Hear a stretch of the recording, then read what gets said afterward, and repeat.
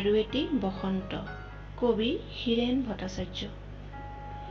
বিস্ময়াবহ এটি চৰাইৰ ডেউকাৰ পোহৰ আহি পৰিছে মোৰ চোতালত। হৃদয় স্পন্দিত মৃত্যুৰ ছন্দেৰে অনুভৱ কৰিছোঁ জীৱন। পুৱাৰ পক্ষীৰ সোণোৱালী সুৰ, শিশুৰ হাঁহি আৰু কত কি। প্ৰাণৰ বালিত আহি আকৌ লিখি থলো এটি নাম। যিদৰে তুমি আই ফুলে অথচ ঐশ্বৰ্যৰে গৌৰৱেৰে তোমাৰ প্ৰিয়জনৰ নাম লিখি থোৱা হৃদয়ৰ গভীৰত। প্ৰেমৰ কথাটো আৰু আনক কব নোৱাৰি, প্ৰেমৰ কথাটো আৰু আনক কব নোৱাৰি। নিশ্বাসৰ দৰে নিঃশব্দে ই যেন বিচাৰি ফুৰে শব্দ, বৰ্ণ আৰু পোহৰৰ উৎস।